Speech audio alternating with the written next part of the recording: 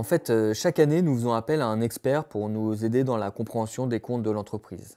En 2008, nous avons demandé à Sextant d'intervenir pour faire, cette fois-ci, un focus sur les écarts de rémunération entre les femmes et les hommes dans l'entreprise. Mais la direction a refusé que ce point soit traité. Tout avait commencé comme une mission classique, et puis ça a coincé sur les écarts de rémunération. D'habitude, ça débloque assez rapidement, mais là, ça dure. Donc je discute, je rassure sur la confidentialité, mais rien. Donc on s'est dit qu'on allait peut-être devoir attaquer en justice pour obstruction. Mais là, en fait, c'est la direction qui nous avait assigné. Nous, au bout d'un moment, on voulait dire stop, quoi, ras la casquette au bout d'un moment. Ça suffit. Là, l'expert, clairement, outrepasse ses droits. Alors, à rien, non, niet, nein. Alors, appel, cassation, tout un toin, et puis la justice, elle a dit yes. La victoire juridique après 3 procès, ça a été un vrai soulagement et une fierté aussi.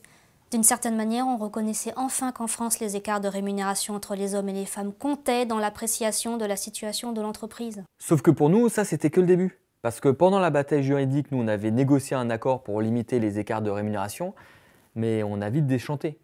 L'enveloppe proposée c'était 500 000 € et c'était largement insuffisant. Ça permettait de rattraper de seulement 3% des écarts de 12% entre les femmes et les hommes. On ne veut pas de mesures collectives qui favorisent les femmes. C'est de la discrimination, ça. Vous croyez pas? Ras le pompon. Fin de la discussion. À ce moment-là, c'est mal engagé. La situation est bloquée, il n'y a plus de négociation. Donc moi, je me dis que ce qu'il nous faut, c'est une méthode. Et pour que ce soit incontestable, je sais qui appeler. Alors c'était en juillet 2014, pendant une pause au café, je reçois un coup de téléphone. Allô? Comment? Mais bien sûr, moi j'avais dit oui tout de suite. Parce que ce qui est important pour moi et ce qu'il faut comprendre, c'est que les mathématiques c'est utile à la vie de tous les jours.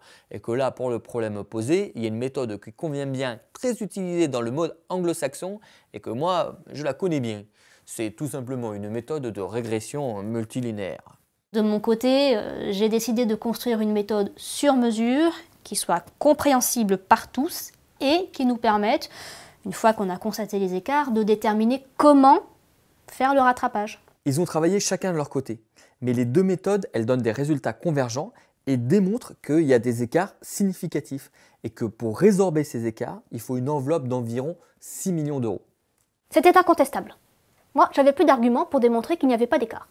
Franchement, moi, au début, je croyais pas qu'il y avait des discriminations liées au genre. Du coup, j'ai accepté qu'il y ait un plan de rattrapage collectif. Et pour le montant, j'ai réussi à négocier que le rattrapage se fasse sur 6 ans et pas tout d'un coup. Je ne sais pas s'ils étaient de mauvaise volonté, mais en tout cas, ils n'avaient pas de méthode. Et maintenant, on en a une et on fait un rattrapage par palier. Je peux vous dire que l'intervention de l'expert, elle a été décisive dans notre victoire. Ça a été une aide précieuse sur un sujet pour lequel on se battait depuis longtemps. Rien que la première année, on a obtenu plus que les 3 années précédentes. En moyenne, le rattrapage total, ça fait quand même pour chaque femme 100 € brut par mois. Je suis fière de cette mission parce que c'est un sujet qui me tient à cœur. Ça va contribuer au changement des mentalités. C'est quelque chose qui demande du temps. Il faut une formation des représentants du personnel et de la direction, mais c'est le seul moyen qu'on ait pour se rendre compte que premièrement, il y a un problème, et que deuxièmement, on peut faire quelque chose. Quand je vous disais que les mathématiques, c'est utile à la vie de tous les jours,